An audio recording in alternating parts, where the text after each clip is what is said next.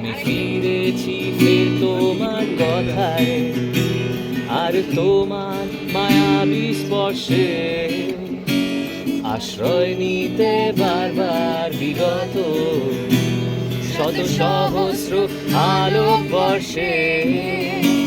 তুমি বলেছিলে ভালোবাসা সবচেয়ে বড় হতে পারে, কারণ তরঙ্গ জীবন স্রোতে কাল বৈশাখী হতে পারে।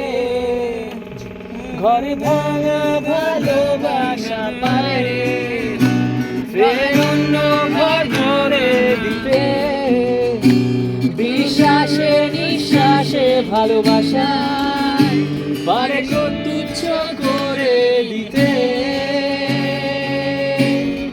ফিরে চলো সব ছিঁড়ে চলো যেখানে